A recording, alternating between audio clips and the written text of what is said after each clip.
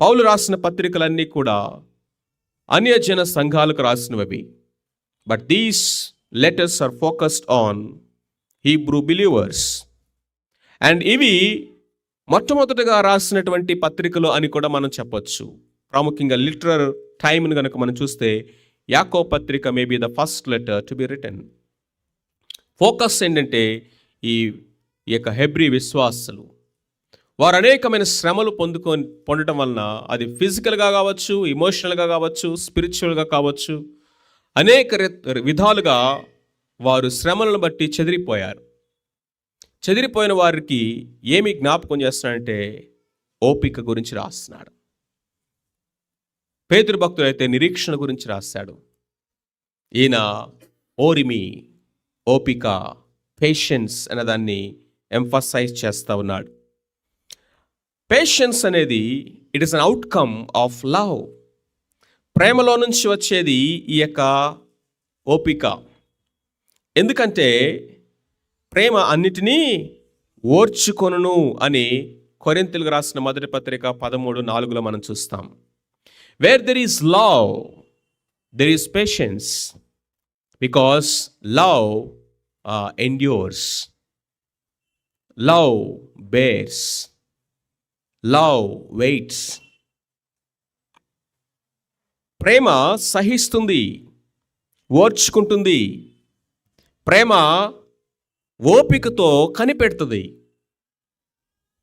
అంతేకాకుండా patience is an outcome of faith. విశ్వాసానికి నుంచి వచ్చేటటువంటి ఫలం ఇది. ఎందుకంటే విశ్వాసం అనేది నిరీక్షింపబడు వాటి యొక్క నిజస్వరూపం. విశ్వాసం ఏం చేస్తుంది తెలుసా? ఓపికతో కనిపెట్టమని చెప్తుంది. విశ్వాసము మనకి కంటికి ఏదైతే కనిపించదో ఆ కనిపించినటువంటి దాన్ని మనకు చూపించుతుంది. అంతేకాకుండా దాని కొరకు ఎదురు చూడమని చెప్తుంది. అంతేకాదు patience is an outcome of hope, నిరీక్షణ. లేకపోతే ఓపిక అనేది నిరీక్షణ అనే దానికి రుజువు. మనము నిరీక్షణ కలిగి ఉన్నామంటానికి రుజువు ఏంటో తెలుసా? ఓపికతో ఎదురు చూస్తాం, పేషెన్స్. సో మొత్తాన్ని సమ్మరైజ్ చేస్తే ఓపిక అనేది, పేషెన్స్ అనేది it is a fruit of the spirit, ఆత్మఫలము. ఆత్మఫలములో మనం కనుక చూసినట్లయితే గలతీయులకు రాసిన పత్రికలు అక్కడ మనం చూస్తాము, ఆ యొక్క దీర్ఘశాంతము అనే వర్డ్ యూజ్ చేస్తాడు అక్కడ ఓపికకి. దీర్ఘశాంతము, ఫర్బేరెన్స్, ఇట్ వెయిట్స్, ఇట్ బేర్స్. ఓపికతో కనిపెట్టటము, ఎండ్యూర్స్, సహించటము, ఓర్చుకోవటము, ఎదురు చూడటము, సహించటము. ఇవన్నీ కూడా ఒకే సెట్లోకి వచ్చేటటువంటి పదాలుగా మనం చూడొచ్చు. అయితే ఎందుకు మనకు ఓపిక అవసరం? Why should we have patience? మనం అనుకున్నవన్నీ కూడా అనుకున్నట్టుగా చకచక జరిగిపోతూ ఉంటే ఓపికగా అవసరమే ఉంది. ఎందుకు ఓరిమి అవసరం అంటే మన యొక్క జీవితంలో మనం అన్ని అనుకున్నట్లు జరగవు కాబట్టి. ఫస్ట్ పాయింట్, అన్ని అనుకున్నట్లు జరగవు. ఇప్పుడే మనం ఒక సాక్ష్యం విన్నాం. చక్కగా థ్యాంక్స్ గివింగ్ ప్రేయర్ పెట్టుకోవాలనుకున్నారు, సేవకులను పిలిచారు, వాళ్ళ యొక్క గ్రాండ్ పేరెంట్స్ని కూడా పిలుచుకున్నారు, చక్కగా వాళ్ళకి సువార్త చెప్పాలనుకున్నారు. అన్నీ కూడా ఒక జాయ్ఫుల్ ఎన్వైర్న్మెంట్లో జరుగుతుందని వీ ఎక్స్పెక్ట్. మనం అనుకున్నాం, కానీ థింగ్స్ అనేవి మనం అనుకున్నట్లుగా జరగవు. సడన్గా అక్కడ మనము డిసప్పాయింట్ అయిపోయి, ఇరిటేట్ అయిపోయి, సనుగుకొని, గొనుక్కుంటూ, తిట్టుకుంటూ మా బతికితే ఏది మాకు సరిగా జరగదు, పరిస్థితులు నిందిస్తూ, వ్యక్తులను నిందిస్తూ, మనము నిందించుకుంటూ, అల్టిమేట్గా దేవుణ్ణి నిందిస్తూ కూర్చుంటే దట్స్ నాట్ పేషెన్స్. అక్కడ విశ్వాసము, నిరీక్షణ, ప్రేమ, ఆత్మఫలము అనే దానికి చోటు లేదు. మన జీవితంలో అనుకుంటాం పలానా టైంకి ఇదిగో చదువు అయిపోవాలి, పలానా టైంకి జాబ్ రావాలి, పలానా టైంకి మ్యారేజ్ అవ్వాలి, పలానా టైంకి పిల్లలు పుట్టాలి, పలానా టైంకి సెటిల్ అయిపోవాలి, పలానా టైంకి నా జీవితంలో ఇవన్నీ అచీవ్ అవ్వాలని అనుకుంటాం. కానీ అనుకున్నట్లుగా అవన్నీ జరగవు. మొట్టమొదటిది, అన్నీ అనుకున్నట్లు జరగవు కాబట్టి మనకేం కావాలి? ఓరిమి, ఓర్పు కావాలి. రెండవది, అన్నీ అనుకున్న సమయంలో జరగవు. అనుకున్నట్లు జరగవు. రెండవది, అనుకున్న సమయంలోనూ జరగవు. మన జీవితంలో అన్ని అనుకూలమైన పరిస్థితులే ఉండవు, అననుకూలమైన పరిస్థితులు కూడా ఉంటాయి. Never expect life as a bed of roses. Never expect life as a smooth highway. Express హైవేలో డ్రైవ్ చేస్తూ ఉంటే ఎలా ఉంటుంది చెప్పండి? స్టీరింగ్ మీద చేయబెట్టి నిద్రపోవచ్చు అంతసేపు. కానీ లైఫ్ యొక్క జర్నీ ఎప్పుడు కూడా ఎక్స్ప్రెస్ హైవే మీద వెళ్తున్నట్టు ఉండదు. Some times you have to face rough roads, ఘాటీ roads, sharp curves. ఆ టైంలో చాలాసార్లు డ్రైవింగ్ చేసే వాళ్ళకి ఇది బాగా తెలుస్తుంది. ఎక్స్ప్రెస్ హైవేలో 120 మీద కొట్టుకుంటూ 2 గంటల ప్రయాణం చేసి ఒక్కసారిగా గుంటల రోడ్లోకి, గతుకుల రోడ్లోకి పడినప్పుడు మాది 1లోకి వెళ్ళిపోయి 30లో 20లో గుర్రు గుర్రు డ్రు డ్రు అని కొట్టుకుంటా వెళ్తూ ఉంటే గంట అయినా, 2 గంటలైనా, 3 గంటలైనా ఎంతసేపు వచ్చామంటే ఇప్పటికి 50 కిలోమీటర్ల, అంటే 4 గంటల ప్రయాణం చేస్తే 50 కిలోమీటర్ల ఎలా ఉంటుందండి? అలాగని చెప్పేసి 4th గేర్లు వేసి కొట్టామనుకోండి, ఏమవుద్ది? బండి పోయే, బ్రతుకులు పోయే. ఏం కావాలి అక్కడ చెప్పండి? ఓర్పు కావాలి. డ్రైవింగ్ చేసే వాళ్ళకి ఫస్ట్ కావాల్సినటువంటి క్వాలిటీ ఏంటి తెలుసా? ఓర్పు కావాలి. జీవితం అనేటువంటి జర్నీలో కూడా మన యొక్క లైఫ్లో ఓర్పు కావాలి, ఓపిక కావాలి. ఎందుకంటే లైఫ్ అంతా కూడా అనుకున్నట్లుగా, అనుకూలమైనవిగా ఉండదు కాబట్టి. అంతేకాదు, ఈ లేఖనం మనకిస్తున్నటువంటి కారణం ఏంటంటే, ఎందుకు ఓరిమి కావాలి, ఎందుకు ఓర్పు కావాలంటే ప్రభు రాకడ సమీపంగా ఉన్నది కాబట్టి. ఎప్పటి వరకు ఓపిక కావాలట? ప్రభు రాకడ వరకు ఓర్పు కలిగి ఉండండి, ఓపిక కలిగి ఉండండి. ఇదేదో మన జీవితాన్ని చూసినట్లయితే ఒక సీజన్ ఆఫ్ టైంలో ఉంటే చాలు, ఇంకా లైఫ్ అంతా ఓకే అన్నట్లుగా దేవుని వాక్యం వాగ్దానం చేయట్లేదు. ప్రభు రాకడ వరకు సంఘానికి, మన పోకడ వరకు వ్యక్తిగతంగా.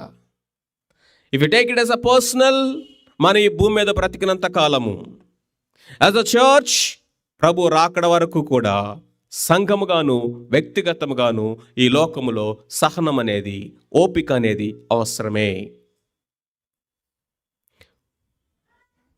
ఇది చాలా ప్రాముఖ్యమైనది. మనం ఎలాంటి ప్రపంచంలో జీవిస్తున్నామంటే, we are living in a fast track world.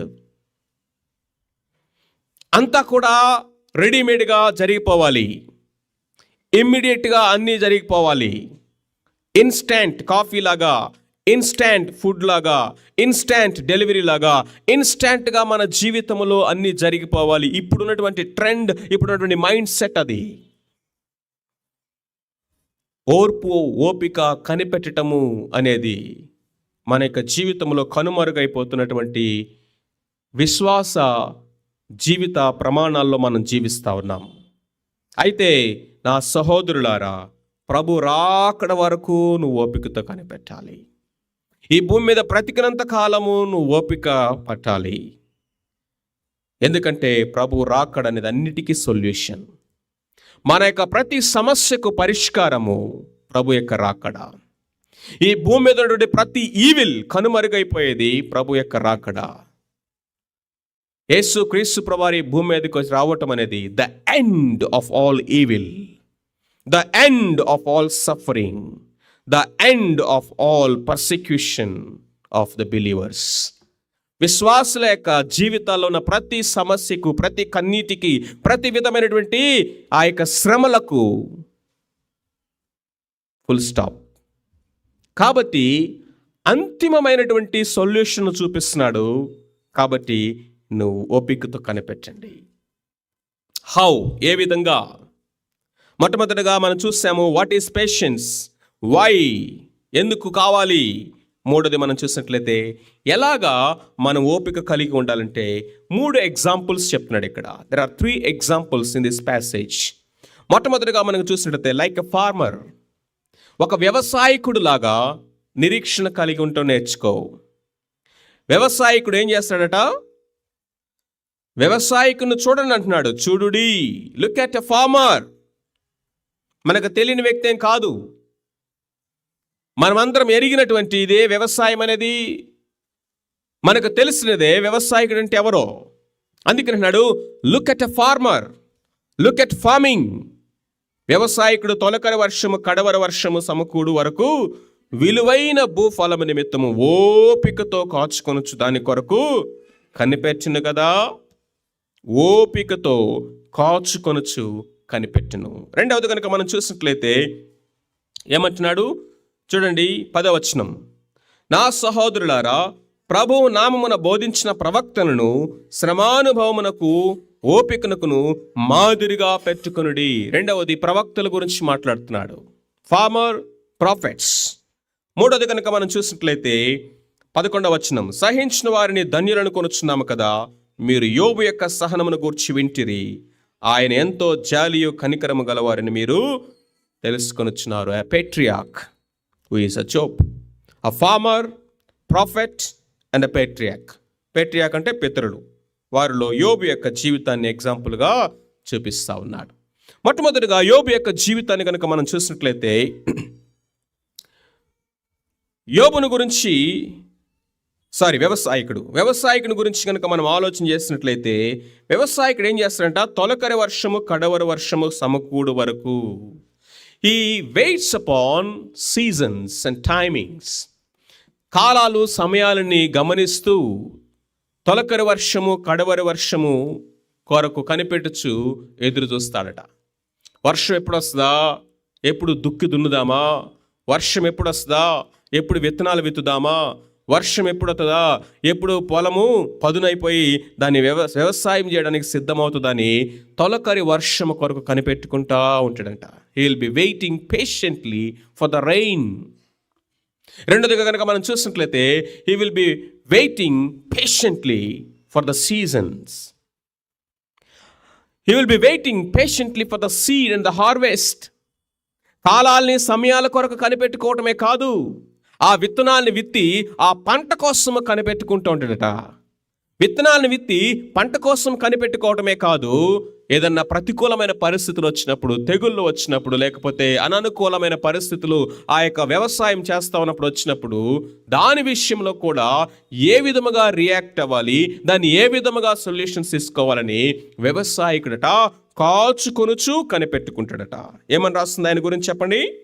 కాచుకొనుచు దాని కొరకు కనిపెట్టుకోను. 2 ప్రాముఖ్యమైన పదాలు ఉన్నాయి. ఒకటి ఆ పొలాన్ని కాచుకుంటూ ఉంటాడు, 2 పంట కోసము ఎదురు చూస్తూ ఉంటాడు, కనిపెట్టుకుంటూ ఉంటాడు. Look at a farmer. వ్యవసాయకును చూడండి. ప్రియమైన వారలారా, ఏది కూడా ఓవర్ నైట్లో మన జీవితంలో జరిగిపోదు. ఒక వ్యక్తి గనక అసలు అసహనమైన వ్యక్తిగాను ఇన్స్టెంట్గా జరిగిపోవాలి అని ఇంపేషెంట్గా ఉండే వ్యక్తి అయితే అతడు వ్యవసాయకుడిగా ఉండడానికి పనికిరాడట. అసలు వ్యవసాయకుడిగా వ్యవసాయం చేయడానికి పనికిరాడు, వ్యవసాయకుడు అనిపించుకోవడానికి పనికిరాడు. ఎందుకో తెలుసా? వ్యవసాయం అనేటువంటి ప్రక్రియే ఓపికతో చేసేది, నిరీక్షణతో చేసేది. వ్యవసాయకుడు ఏం చేస్తాడో తెలుసా? భవిష్యత్తులో రాబోయేటటువంటి పంట కోసము ప్రస్తుతం తన దగ్గర ఉన్న దాన్ని ఇన్వెస్ట్ చేస్తాడు. తన దగ్గర ఉన్నటువంటి ధనాన్ని, తన దగ్గర ఉన్న ధాన్యాన్ని, తన దగ్గర ఉన్న బలాన్ని, తన దగ్గర ఉన్నటువంటి సమస్త వనరులను, తన ఒక కంటికి కనిపించినటువంటి పంటను చూస్తూ ఈరోజు తను ప్రయాసపడతాడు, వ్యవసాయం చేస్తాడు.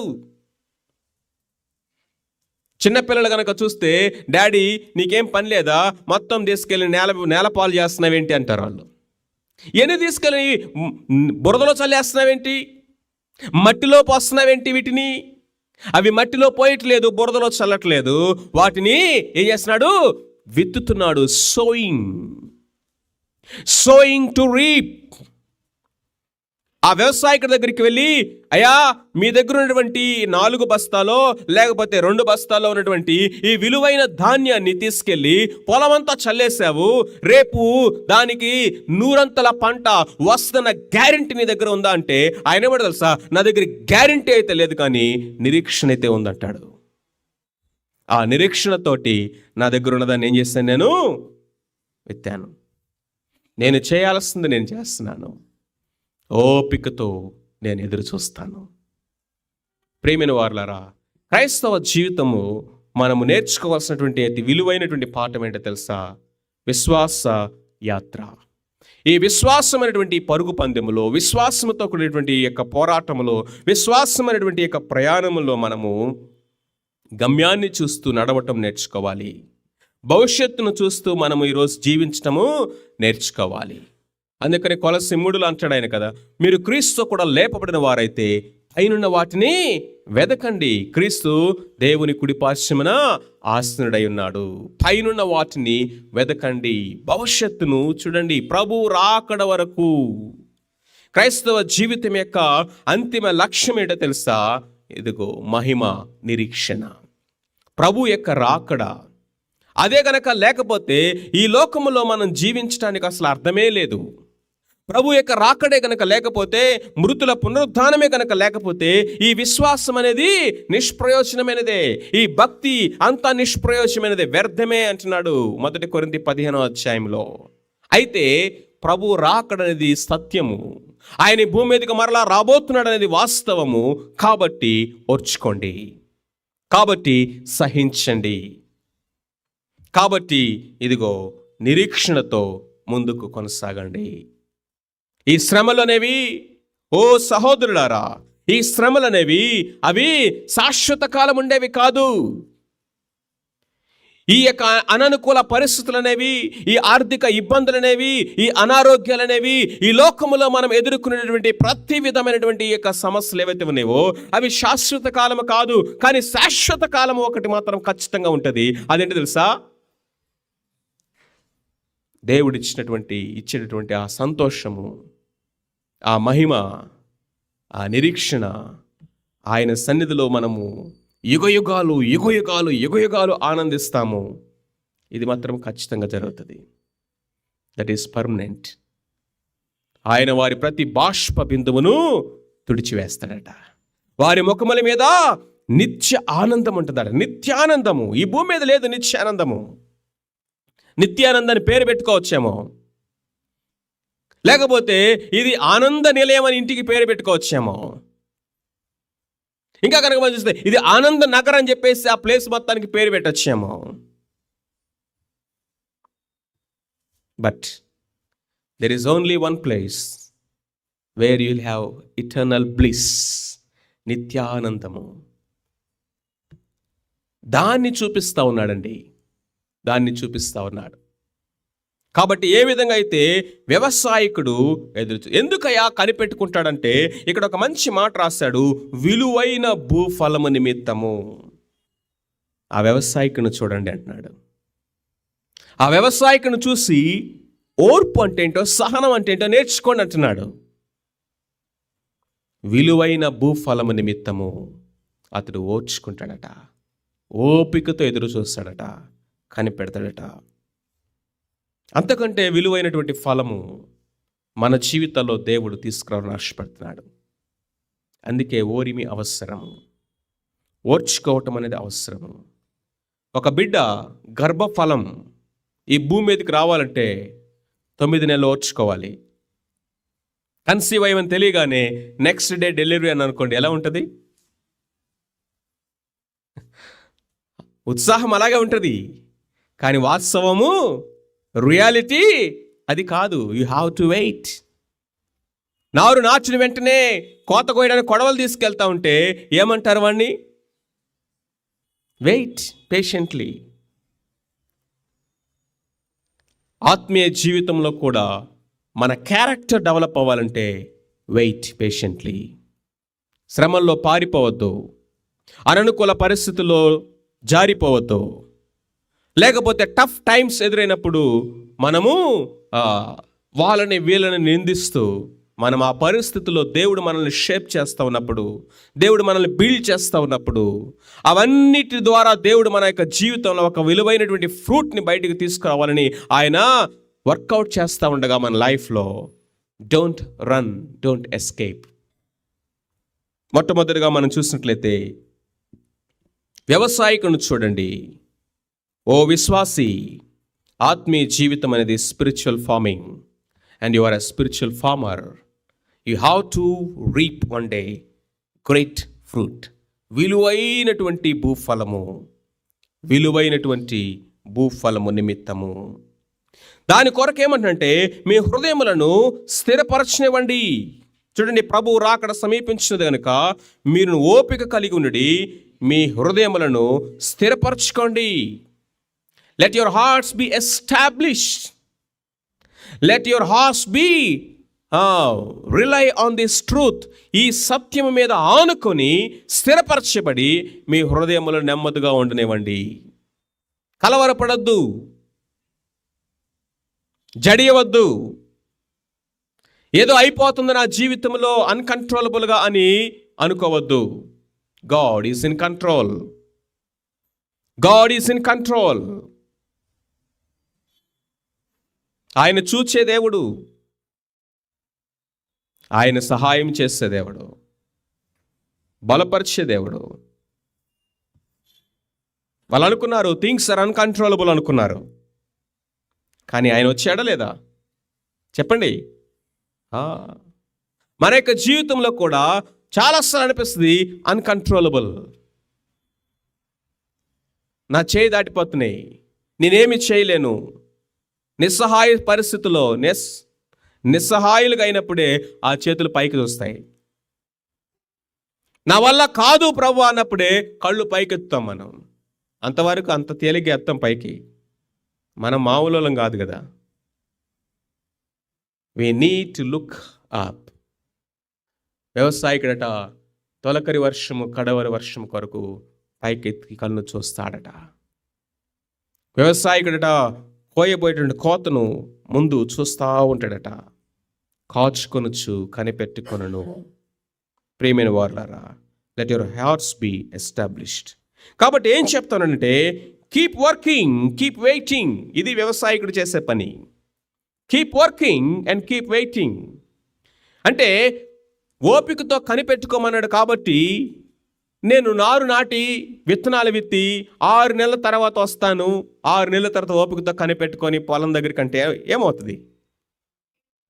ఈ పాటికి ఎండిపోయి ఉంటుంది, పిచ్చి మొక్కలు మొలుస్తుంటాయి, లేకపోతే అది పంటంతా పాడైపోయి ఉంటుంది. కానీ ప్రతిరోజు వెళ్తాడు. అది కాచుకుంటూ ఉన్నటువంటి మాటకు అర్థం. కాచుకొనుడి. ప్రతిరోజు వెళ్తాడు, కలుపు మొక్కలు తీస్తాడు, పంట ఎలా ఉందో చూసుకొని వస్తాడు సాయంత్రానికి. ప్రతిరోజు వెళ్తాడు, ప్రతిరోజు ఎదురు చూస్తాడు. Keep working, keep working. మన జీవితంలో ప్రతిరోజు మన జీవితాన్ని మనము సరి చేసుకుంటూ ఉండాలి. ప్రతి వారము బల దగ్గరికి వచ్చినప్పుడు మన జీవితాలు మనం సరి చేసుకుంటూ ఉండాలి. ఏదో పర్ఫెక్షన్లోకి వచ్చేసాము అని అనుకోవద్దు. మనమందరము కూడా స్పిరిచువల్ వర్కౌట్ అనేది చేయాలి. ఫిజికల్ వర్కౌట్ చేసినా చేయకపోయినా spiritual workout. Let your hearts be established. మీ హృదయాలు స్థిరపరచుకొని ఉండండి. అంటే అర్థం ఏంటో తెలుసా? ఇదిగో ప్రతిరోజు మనము దేవుని వాక్యములో, ఆ వాక్యపు వెలుగులో మనము keep working and keep waiting. ఆయన వచ్చినప్పుడు ఏ దాసుడు పని చేయొచ్చు ఉండుట చూచునో ఆ దాసుడు ధన్యుడు. గృహ నిర్వాహకత్వాన్ని గురించి మాట్లాడుతూ లూకా 12వ అధ్యాయంలో ఆయన వచ్చి తలుపు కొట్టినప్పుడట ఏ దాసుడు మెలకువగా ఉంటాడో, ఏ దాసుడు పని చేస్తూ ఉంటాడో వాడు ధన్యుడు. ఆలదీపాలే వెలుగుతూ ఉంటాయి, ఆలదీపాలే వెలుగుతూ ఉంటాయి. వాళ్ళే సిద్ధముగా ఉంటారు. Because they are prepared. మొట్టమొదటిగా మనం చూసినట్లయితే వ్యవసాయకుడి గురించి విలువైన భూఫలము నిమిత్తము కాచుకుంటూ కనిపెడతాడు. మొదటి సత్యము కీప్ వర్కింగ్, కీప్ వెయిటింగ్. రెండవది కనుక మనం చూసినట్లయితే 10వ వచనంలో ఏమంటున్నాడు? నా సహోదరులారా, ప్రభువు నామమున బోధించిన ప్రవక్తలను శ్రమానుభవమునకు ఓపికనకు మాదిరిగా పెట్టుకోండి. వాళ్ళు ఏ విధముగా బోధించారట? శ్రమలో బోధించారట, ఓపికతో బోధించారట అండి. ప్రాఫెటిక్ మినిస్ట్రీ అనేది ఏదో అంత సులువైనటువంటి పరిచర్య కాదు. వాళ్ళని పిలిచింది ఎవరు? దేవుడే. పని అప్పగించింది ఎవరు? దేవుడే. వాళ్ళు దేవుని చిత్తంలో ఉన్నారు, అయినా కానీ సఫరింగ్ ఫేస్ చేశారట. వాళ్ళు దేవుని వాక్యాన్ని బోధించారు, అయినా పర్సిక్యూషన్ ఎదుర్కొన్నారట. They were in the will of God yet they suffered. They preach the word of God yet they were persecuted. This is something we need to understand. మనకు తెలియక మనము ఎవరో చెప్పకుండా బైబిల్లో లేనటువంటి ఒక రూల్ మనమే రాసి పెట్టుకున్నాం. ఏంటది? దేవుని చిత్తంలో ఉంటే ఏ శ్రమలు రాకూడదు. దేవుని చిత్తంలో ఉంటే ఏ శ్రమలు రాకూడదు. దేవుని చిత్తానుసారంగా మనం వెళ్తా ఉంటే ఏ పరిస్థితుల్లో ఏ శ్రమలు రాకూడదు. కొంతమంది దేవుని చిత్తంలో వివాహాలు చేసుకుంటారు. వివాహం చేసుకున్న తర్వాత వస్తూ ఉంటాయి, చిన్న చిన్న మనస్పర్ధలు వస్తూ ఉంటాయి, భేదాభిప్రాయాలు వస్తూ ఉంటాయి. లేకపోతే ఇద్దరు బలహీనులే కాబట్టి, ఇంకా బలహీనులైనటువంటి కుటుంబ సభ్యులతో ఉంటారు కాబట్టి సమస్యలు వస్తూ ఉంటాయి. ఇప్పుడు వీళ్ళు, నేను దేవుని చిత్తం చేశాను కాబట్టి అసలు ఈ సమస్యలు ఎందుకు రావాలి? ఈ కష్టాలు ఎందుకు రావాలి? ఈ ప్రాబ్లమ్స్ ఎందుకు రావాలి? అసలు ఈమె నాకు రైట్ ప్రపోజలా కాదా? నేనేమైనా మోసపోయానా? అసలు ఈయన రైట్ ప్రపోజలా కాదా? నేనేదో ఏంజెల్ లాగా ఉంటాడు అనుకున్నాను, మోషేలాగా ఉంటాడు అనుకున్నాను, లీడర్ లాగా, డేవిడ్ లాగా ఉంటాడు అనుకున్న, పాటలు పాడతాడని, పౌల్ లాగా ఉంటాడు అనుకున్న, వాక్యం బోధిస్తాడని. ఈయన చూస్తే ఏమీ లేవు. నేనేమైనా మోసపోయానా? దేవుని చిత్తాన్ని రాంగ్ అండర్స్టాండ్ చేసుకున్నానా? ప్రవక్తల్ని గురించి చెప్తున్నాడు ఇక్కడ. They are in the will of God, they preach the word of God, but they were persecuted. దీన్ని ఏమంటారు తెలుసా? నీతి కొరకై మనం పొందేటటువంటి శ్రమ, రైచియస్ సఫరింగ్ అంటారు దీన్ని. చూడండి, మనకి యేసుక్రీస్తు ప్రభువు కొండ మీద ప్రసంగంలో ఆయన ఏమని చెప్తున్నాడు? 5వ అధ్యాయం 10వ వచనం చూడండి. నీతి నిమిత్తము హింసింపబడువారు ధన్యులు. Righteous suffering. నీతి నిమిత్తము హింసింపబడువారు ధన్యులు, పరలోక రాజ్యము. నా నిమిత్తము జనులు మిమ్మల్ని నిందించి హింసించి మీ మీద అబద్ధముగా చెడ్డ మాటలలా పలుకునప్పుడు మీరు ధన్యులు. సంతోషించి ఆనందించడి, పరలోకమందు మీ ఫలము అధికమగును. ఇలాగున వారు మీకు పూర్వముండిన, చెప్పాలి మాట అందరూ, ప్రవక్తలను కూడా హింసించారు. మనం అందరం కూడా ధన్యులు ధన్యులు ధన్యులు అనిపించుకోవడానికి ఇష్టమే, కానీ ఆ ధన్యత అనేది ఏ విధంగా దొరుకుతుందో మనం పట్టించుకోము. దేవుని యొక్క వాక్యం అంటుంది,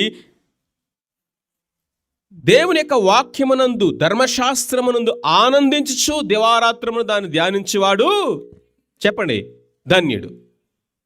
ఇప్పుడు ఎంతమంది ధన్యులుగా అవ్వాలనుకుంటున్నారు అంటే మనందరి చేతులు లేస్తాయి. కానీ ఆ ధన్యత అనేది దేని ద్వారా దొరుకుతుందట? యెహోవా ధర్మశాస్త్రమునందు ఆనందించు దివారాత్రములు దాన్ని. సో దేవుని వాక్యములు ఆనందించేది లేదు, ధ్యానించేది అసలే లేదు. కానీ ఏం కావాలి?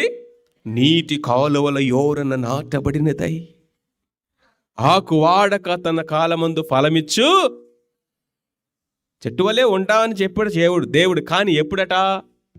When you do this.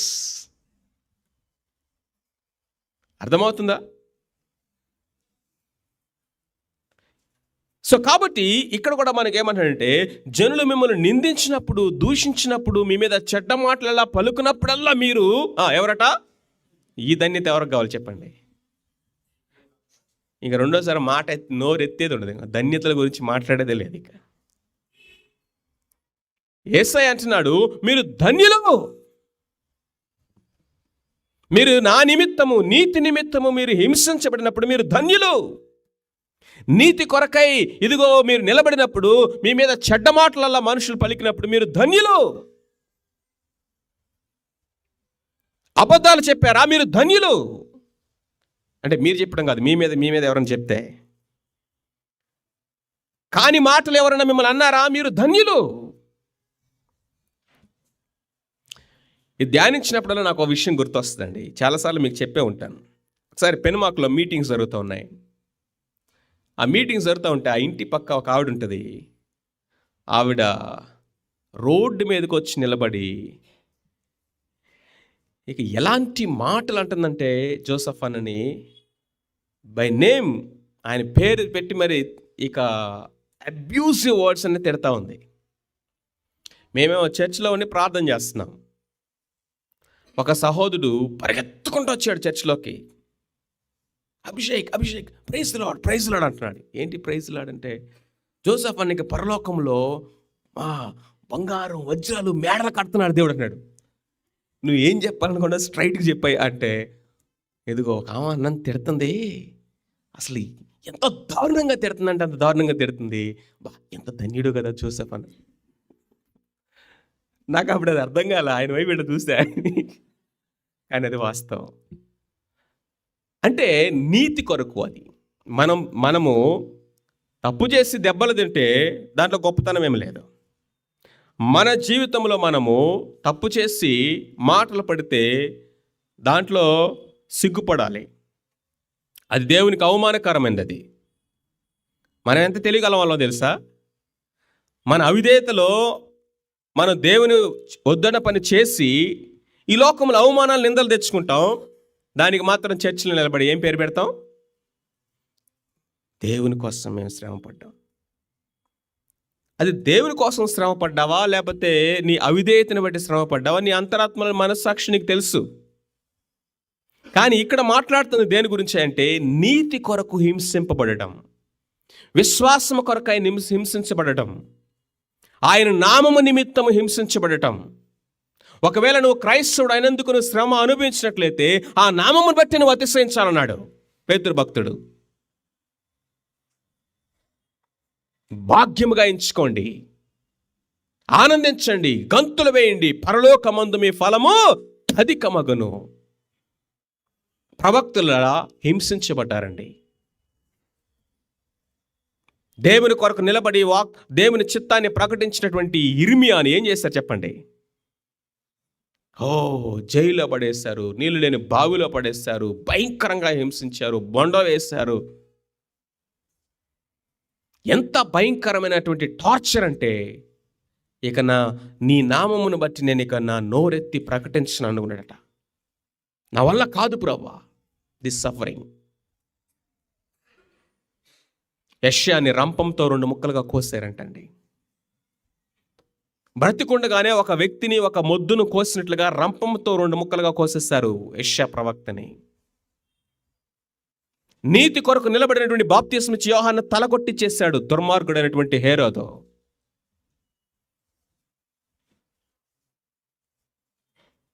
ఏలియా, దుష్టుడైనటువంటి ఆహాబు, దుష్టుడైనటువంటి ఆ యొక్క యెజబెల్ యొక్క కాలంలో ఎంత శ్రమ అనుభవించాడు. ఒకసారి వాళ్ళ వైపు చూడండి అన్నాడు. ముందు ఫార్మర్ వైపు చూడమన్నాడు, రెండోది ప్రాఫిట్స్ వైపు చూడమంటున్నాడు. వాళ్ళు ఎందుకు శ్రమ అనుభవించారో తెలుసా? దేవుని యొక్క వాక్యాన్ని, సత్యవాక్యాన్ని ప్రకటించడం ద్వారా. దేవుని నామము కొరకు వాళ్ళు శ్రమ అనుభవించారు. దేవుని వాక్యమును బోధించినందుకు శ్రమ అనుభవించారు. వారి విశ్వాసము కొరకు శ్రమ అనుభవించారు. పౌలు భక్తుడి జీవితాన్ని చూడండి. శ్రమ లేని క్రైస్తవ జీవితాన్ని కోరుకుంటే ఫ్రూట్ దొరకదు. శ్రమలు లేని క్రైస్తవ జీవితాన్ని కనుక నువ్వు కోరుకుంటే క్రీస్తు ప్రభు యొక్క మనస్సు నీకు ఇంకా అర్థం కాలేదని అర్థం. సిలువకు దూరముగా బ్రతుకుతున్నామని అర్థం. అలాగని శ్రమలు కొని తెచ్చుకోవద్దు. But it's a part of life. For building the character. శ్రమలే గనక మన జీవితంలో లేకపోతే ఓపిక అనేది అవసరం లేదు. మన జీవితంలో మనల్ని ఇబ్బంది పెట్టే మనుషులు మన చుట్టూ లేకపోతే సహించడం అనేది అవసరం లేదు. అందరూ మనల్ని ప్రేమించే వాళ్ళు కనుక మన మధ్య ఉంటే మనం ఓర్చుకోవడం అనేది జీవితంలో అవసరమే లేదు. But those elements of the fruit of the spirit మన జీవితంలో డెవలప్ అవ్వాలంటే ఇవన్నీ ఖచ్చితంగా ఉండాలి. ఒక ఆయన ప్రార్థన చేస్తాడంట చాలా సీరియస్గా, ఇట్లాగే వాక్యం విని సండే ఓపిక గురించి ఇంటికి వెళ్ళి ఓపిక కోసం ప్రార్థన చేస్తున్నాడంట. ప్రభా నాకు పేషెన్స్ నేర్పించయ్యా, నాకు ఓపిక నేర్పించు ప్రభా, ఓర్చుకోవడం నేర్పించు ప్రభా, నేను సహించడం నేర్పించు ప్రభా, నా వల్ల కావట్లేదంటే అప్పుడు దేవుడట టఫ్ పీపుల్ తన చుట్టూ తీసుకొచ్చాడంట. ఎడ్డేమంటే తడ్డేమనే భార్య వచ్చిందంట. ఈయనేమో ఇటంటే ఆమెమో అటంటది. అప్పటి వరకు చాలా కంఫర్టబుల్గా ఉన్నటువంటి ప్రాజెక్ట్లో నుంచి టఫ్ ప్రాజెక్ట్లో పడేసాడంట దేవుడు. ఆ బాసు ఆడు హేరోదులాగా ఉన్నాడు, లేకపోతే ఎలా ఉంటాడు ఫరోలాగా ఉన్నాడు అనమాట. ఇక టాస్క్ మాస్టర్ లాగా రాత్రి బాగులు పని చేపిస్తూ ఉంటే చుట్టూ ఉన్నటువంటి వాళ్ళందరూ కోఆపరేషన్ లేక ఇప్పుడు మనోడు ఇక గిలగిలా కొట్టుకుంటూ మళ్ళీ కేకేసిండు, ప్రభువా ఏంటి నా పరిస్థితులు అయిపోయింది. నువ్వే కదయ్యా ప్రార్థన చేశావు, నీ ప్రార్థనకి జవాబే అందనంటది, నీ ప్రార్థనకి జవాబది. ఓపిక నేర్పించమన్నావు, ఓపిక అంటే పవర్ పాయింట్ ప్రజెంటేషన్ అనుకున్నావా? ఓపిక నేర్పించడం అంటే థియరీ అనుకున్నావా? ఓపిక నేర్పించడం అంటే పాయింట్ 1, పాయింట్ 2, పాయింట్ 3 అని చెప్పేసి ఏదో 4 పాయింట్స్ చెప్తానని చెప్పేసి సూక్తులు అనుకున్నావా? This is the real ground where you can learn patience.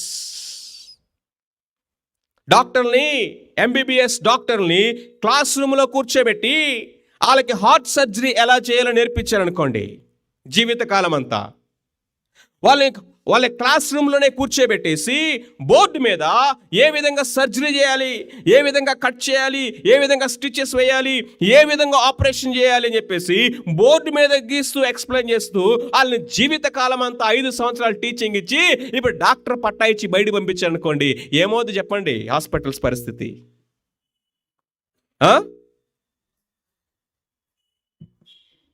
ఎక్కడ తీసుకెళ్ళాలి వాళ్ళని చెప్పండి?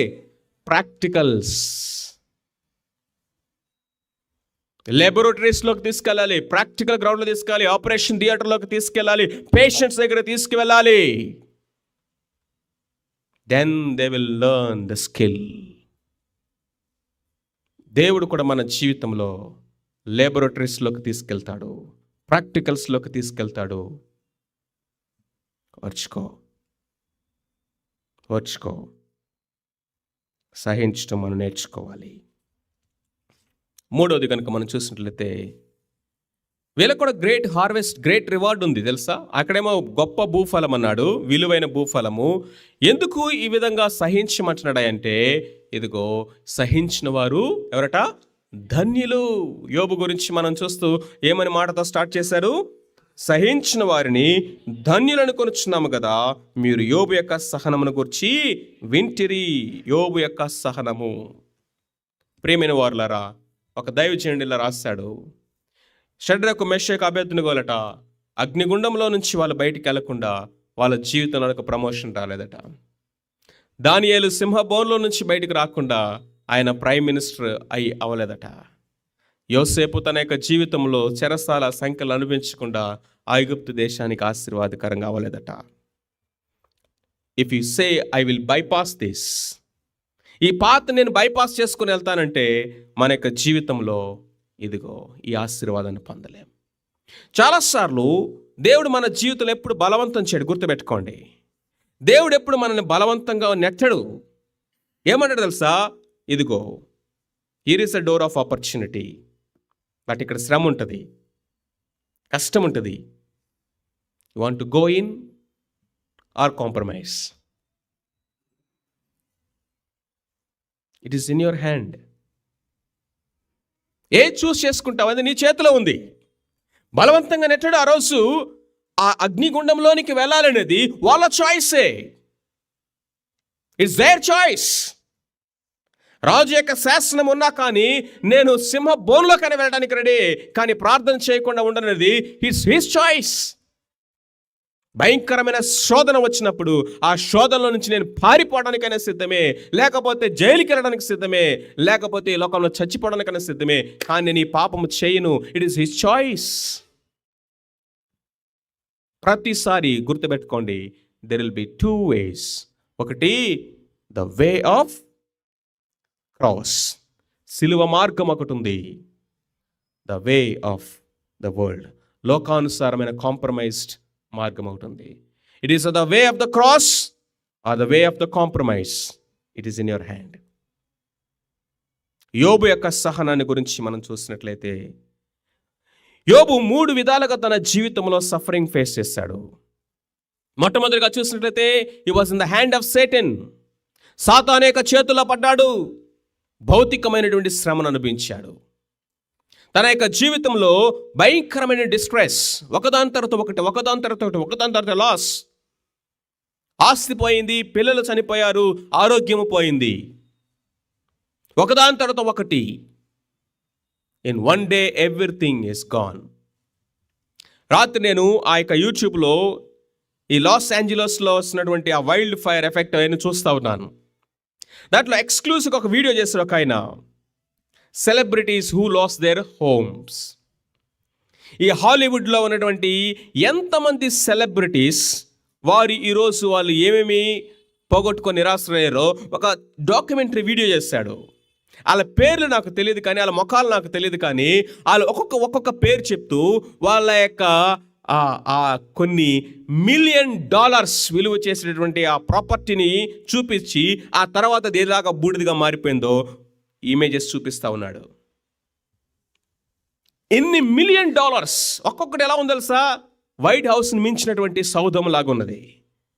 అది చూస్తే ఎంత పెద్ద ఇల్లు, ఎంత పెద్ద మ్యాన్షన్, ఎంత పెద్ద బంగ్లా, కొన్ని $1,000,000 విలువ చేసినటువంటిది కొన్ని గంటల్లో ఎలా తెలుసా? బూడిద కుప్పలాగా అయిపోయింది.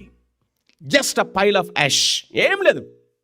కార్లు కూడా మెల్ట్ అయిపోయి, టైర్లు కూడా మెల్ట్ అయిపోయి ఆ మాల్టన్ లావాలాగా కారిపోయింది అక్కడ.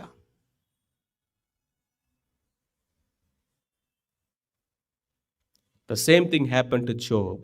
In one day, ఆస్తి, కుమారులు చనిపోయారు, ఆరోగ్యం పోయింది.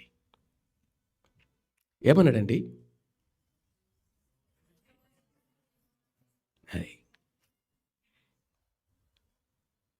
తన భార్యతో ఏమన్నాడు చెప్పండి? మనము దేవుని ఎదురు నుండి కేవలము ఆశీర్వాదం మాత్రమేనా అనుభవించేది? శ్రమ అనుభవించటా తగదా? మేలు ఒక్కటేనా? మనకేం అలవాటైపోయింది? మేలు కలిగినప్పుడు ప్రైజ్ లార్డ్ చెప్పటము, ఏదైనా చిన్న ఇరుకులు ఇబ్బందులు వస్తే దేవుణ్ణి దూషించటం. యోబు యొక్క భార్య యొక్క ప్రిన్సిపల్ ఇది. దేవుని దూషించు, శ్రమ వచ్చినప్పుడు దేవుని దూషించు, శ్రమ వచ్చినప్పుడు దేవుని నిందించు, శ్రమ వచ్చినప్పుడు దేవుణ్ణి ఎదుగో, నాకెందుకు ఇలా చేస్తావు? అది మూర్ఖురాల యొక్క ఆలోచనట, అది మూర్ఖుల యొక్క ఆలోచన, అది మూర్ఖమైనటువంటి మూడుల థింకింగ్ అట. రైట్ అండర్స్టాండింగ్ అంటే తెలుసా? ఇచ్చింది నీవే కాబట్టి తీసుకునే అధికారం నీకే. ఇచ్చింది నువ్వే, ఒకవేళ తీసుకోవాలనుకుంటే తీసుకునే అధికారం కూడా నీకు. క్వశ్చన్ చేసే అది నాకు లేదు. పిల్లల్ని ఇచ్చింది నువ్వే, ఎందుకు తీసుకున్నావని నేను అడగలేను. ఆస్తులు ఇచ్చింది నువ్వే, ఎందుకు తీసేసుకున్నావు అని అడగడానికి నాకు హక్కు లేదు. ఆరోగ్యం ఇచ్చింది నువ్వే, అసలు ఈ జీవితం బ్రతుకునిచ్చిందే, లైఫ్నిచ్చిందే నువ్వు. Everything is yours. What an understanding అండి. రెండవది, హి was in the hands of his friends. తన స్నేహితుల యొక్క చేతిలో పడ్డాడు, నిలిపేశారు. Psychological suffering. ఫైనల్గా ఇప్పుడు దేవుని చేతిలోకి వచ్చాడు. ఎప్పుడైతే దేవుడు తన చేతిలోకి తను తీసుకున్నాడో, తన లైఫ్ని ఇప్పుడు ఆయన బిల్డ్ చేయడం స్టార్ట్ చేశాడు. డెలివరెన్స్. వీటన్నిటిలో కూడా ఆయన చెప్పినటువంటి మాట, ఒక మాట చదవండి, ముందుకు వెళ్ళిపోదాం. యోబు గ్రంథము 23వ అధ్యాయం 10వ వచనం చదవండి. యోబు యొక్క నిరీక్షణ ఎంత గొప్పగా ఉందో చూడండి. నేడు నడుచు మార్గము ఆయనకు తెలియను, ఆయన నన్ను శోధించిన తర్వాత నేను సువర్ణము వలె కనపడదును. That's it. ఆయన నన్ను పరీక్షిస్తున్నాడు. ఈ పరీక్ష దేనికోసమట? ప్రమోషన్ కోసమే. ఆయన నన్ను శోధించిన మీదట నేను సువర్ణముగా ఆగపడతాను. మట్టిలో ఉన్నటువంటి బంగారము కొలిమిలోకి వెళ్ళకపోతే అది శుద్ధి చేయబడదు. అది శుద్ధి చేయబడకపోతే ఆ బంగారం యొక్క మెప్పు, మహిమ, ఘనత, ప్రకాశము, విలువ దానికి రాదు. ఆయన శోధిస్తున్నాడు నన్ను. శోధన అంటే ఇక్కడ పరీక్ష. నేను నడుచు మార్గము ఆయనకు తెలుసును. నేను క్రుక్కుడ్ వేస్లోకి వెళ్ళట్లా, షార్ట్ కట్స్లోనికి వెళ్ళట్లా, కాంప్రమైజ్డ్ వేస్లోకి నేను వెళ్ళట్లా. ఎదుగో నా విమోచకుడు సజీవుడని నేను ఎరుగుదును. ఒకవేళ చనిపోదునా ఆయన దగ్గర ఉంటాన నిరీక్షణ నాకుంది. బ్రతికుందామా ఆయన కోసం నేను జీవిస్తాను. మాటలో కూడా ఆయన పాపము చేయలేదట. కనికరము, జాలి కలిగిన వాడు. He lost his wealth, he lost his health, he lost his house hold, everything, but he never lost hope. ఏం పోగొట్టుకోలేదండి? అన్నీ పోగొట్టుకున్నాడు యోబు, కానీ ఏం పోగొట్టుకోలేదు? నిరీక్షణ పోగొట్టుకోలా, విశ్వాసం పోగొట్టుకోలా. కాబట్టి పేషెంట్గా ఎదురు చూస్తాడట. An impatient Christian is a powerful weapon in the hands of devil. అపవాది యొక్క చేతిలో బలమైన సాధనం అవుతాడట. ఎవరు? ఇంపేషెంట్. ఇంపేషెంట్ అంటే ఎవరు? సహనం లేనివాడు, ఓర్చుకోలేనివాడు, దుడుకు వ్యక్తి. అందుకనేమో బహుశా పేతురును వాడుకోవాలని ట్రై చేశాడు. ఎవరు? యేసుక్రీస్తు ప్రభువారు సిలువకు వెళ్తా ఉంటే. Do not be impatience. ఎందుకో తెలుసా? మొట్టమొదటిగా ఇంపేషెన్స్ అనేది ఎదురు చూడకపోవటము, నిరీక్షణ లేకపోవటం అనేది మనము ఎలాంటి కాన్సిక్వెన్సెస్ని తీసుకొస్తుందో ఒకసారి మనం అబ్రహాం, శారా జీవితాన్ని మనం చూస్తే అర్థమవుతుంది. Sarah became impatient. దేవుడిచ్చిన వాగ్దానాల విషయంలో, దాని మీద ఆధారపడే విషయంలో శారా ఇంపేషెంట్ అయిపోయింది. వెంటనే ఏం చూపించి చెప్పండి? షార్ట్ కట్ వే చూపించింది. షార్ట్ కట్లోకి వెళ్తే లైఫ్ షార్ట్ సర్క్యూట్ అయిపోద్ది. జాగ్రత్త. షార్ట్ కట్స్లోకి వెళ్తే జీవితం ఏమవుద్ది? షార్ట్ సర్క్యూట్, బూడిదే, ఇంకా మిగిలేది. She become impatient. సౌలు అంటున్నాడు, ఇదిగో నా యొక్క జనుల సైన్యం అంతా చెదిరిపోతా ఉంది, శత్రువులందరూ మీద పడతా ఉన్నారు, నువ్వు వస్తానని చెప్పావా, ఇంకా రాలేదు. I become impatient. కాబట్టి బలిని అర్పించేశాను. రాజ్యం పోగొట్టుకున్నాడు, దేవుడి చేత విసర్జించబడ్డాడు.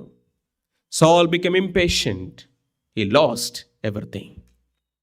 Abraham, Sarah become impatient. ఎంత నష్టము, ఎన్ని తరాలకు నష్టం తెచ్చుకొచ్చారో ఈ భూమి మీదకి. Don't look for short cuts. Job రావట్లేదు కాబట్టి ఏదో ఒక విధంగా జాబ్ తెచ్చుకుందాం. ఆ జాబ్ నీకు ఊరిగా అవుతుంది, ఆశీర్వాదం అవదు. ఏదో ఒక విధముగా no, that's not Christian life. అందరికి వచ్చిందన్న జాబ్, నాకు రావట్లేదు. అందరికి అయిందన్న వివాహం, నాకు రావట్లేదు. అందరికి పుట్టారన్న పిల్లలు, నాకు పుట్టట్లేదు. అందరికి వచ్చిన ప్రమోషన్, నాకు రావట్లేదు. అందరూ కొనుక్కున్నారు ఇల్లు, నేను కొనుక్కోవట్లేదు. సకల జనుల మర్యాద చెప్పున కాదు బ్రతకాల్సింది. That's not the equation. అందరూ చేస్తున్నారు కాబట్టి నేను చేయాలి. లోకులందరూ వెళుతున్న మార్గమును నడవాలి. నో.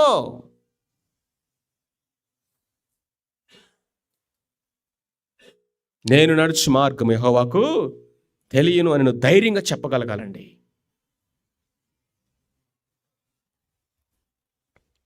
ఇంపేషెన్స్ అనేది సనుగు కోటలోకి తీసుకెళ్తాడు. అందుకంటున్నాడు, సనగొద్దు, సనిగి తీర్పు పాలు కావద్దు. Impatience leads to grumbling and grumbling leads to judgement. దేవుని దగ్గర వాళ్ళు ఎదురు చూడలేకపోయారు, కనిపెట్టలేకపోయారు. ఇశ్రాయేలు ప్రజలు అరణ్యంలో చావడానికి కారణం ఏంటో తెలుసా? వారు సనిగి అరణ్యములో చచ్చిరి. 3 రోజులు వెయిట్ చేయలేకపోయారండి నీళ్ళ కోసం. 3 రోజులు వెయిట్ చేయలేకపోయారు ఆహారం కోసం. అద్భుతాలు చూశారు, సూచక్రియలు చూశారు, కానీ దేవుడు మమ్మల్ని పోషిస్తాడని నమ్మలేకపోయారు. చూసారా ప్రేమైన వారులారా, ఓపికతో కనిపెడదాం. దేవుడు ఆశీర్వదించే వరకు, దేవుడు హెచ్చించే వరకు, దేవుడు ఆయన చేయి పట్టుకునే వరకు, అయ్యా ఆశీర్వదిస్తే నువ్వు నన్ను ఆశీర్వదించాలి. ఆడేవాడు సొదొమ రాజు. ఆడి ఆశీర్వాదం నాకెందుకు, వాడి డబ్బులు నాకెందుకు? ప్రభువా, నేను నడిస్తే నీతియుక్తమైన మార్గంలో నడిచి ఇదిగో మిమ్మల్ని మహిమపరచాలి, క్రికెట్ బేస్లోకి నేను వెళ్ళను. We have to take decisions, ప్రియులారా. దేవుడు నన్ను ఇలాగే ఉండమంటే ఇలాగే ఉండి కృతజ్ఞతాస్తుతులు చెల్లించి వెళ్ళిపోవటమే. There is no rule that I should become a billionaire. నేను బిలియనీర్ అయితేనే దేవుడు నన్ను ఆశీర్వదిస్తాడని చెప్తే అది అబద్ధం. నాకు సొంత ఇల్లు బంగ్లాలు ఉంటేనే దేవుడు నన్ను ఆశీర్వదించాడని చెప్పే మాట అబద్ధం. ఒకవేళ అది సత్యమైతే దేవుడు మిగతా వారి విషయంలో అన్యాయస్తుడు అవుతాడు. దేవుడు పక్షపాతి అవుతాడు. That's not the standard for blessing. That is not the standard for blessing. దేవుడిచ్చే ఆశీర్వాదానికి దేవునికి అది కాదని స్టాండర్డ్. ఏ స్థితిలో దేవుడు నన్ను పిలిచాడో, ఏ స్థితిలో దేవుడు నన్ను నడిపిస్తాడో, ప్రైజ్ గాడ్, అన్న వస్త్రములు గారు వాళ్ళ ఈ లోకములో తృప్తి కలిగి ఆయన్ని సేవించటమే తప్ప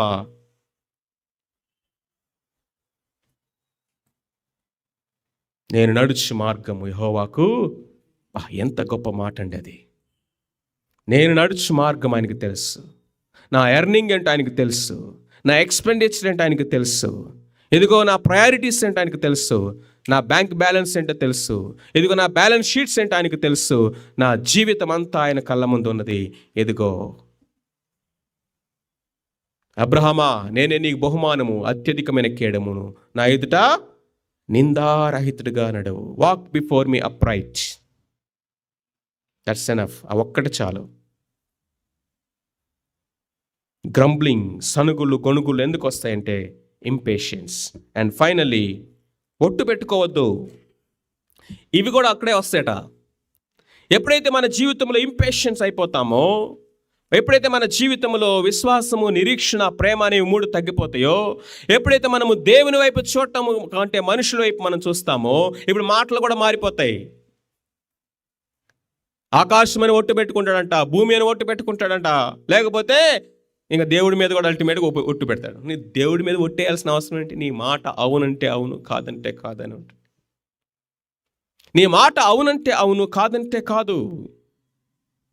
నష్టము కలిగిన మాట తప్పుడు నీతిమంతుడు.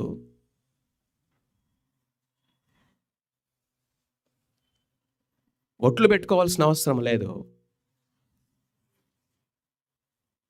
ప్రియమైన వారులారా, దేవుని యొక్క వాక్యము హెచ్చరిస్తూ ఉంది. ప్రభు రాకడ వరకు ఓపిక కలిగి ఉండండి.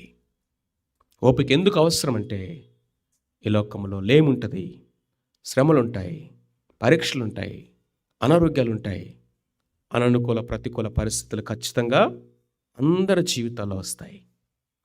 నీకేదో ఒక్కడికే వింత జరుగుతుంది అనుకోబాకు. నీ ఒక్కరి జీవితంలో నీ ఉన్నాయి, మిగతా వాళ్ళందరూ బాగున్నారని అబద్ధంలో బ్రతకొద్దు. సాతానుడు మోసం చేస్తాడు నేను కృంగదీయడానికి. Short cuts will short circuit your life. దానివల్ల ఆశీర్వాదము ఉండదు. వ్యవసాయకును చూడు, ఎదుగో ప్రవక్తలను చూడు, యోబు యొక్క జీవితాన్ని చూడు. వాళ్ళందరి జీవితాల్లో దేవుడిచ్చినటువంటి ఆశీర్వాదం. శ్రమ వెనకేముంది? ఆశీర్వాదం. గొప్ప భూఫలం అన్నది. ఇదిగో వారి యొక్క శ్రమలకి దేవుడు ఇచ్చినటువంటి ప్రతిఫలం ఉంది. యోబుని 2 అంతలుగా తర్వాత ఆయన ఆశీర్వదించాడు. Because they endured suffering and they weighted patiently. ప్రార్థన చేసుకుందాం. తలలో ఉంచండి.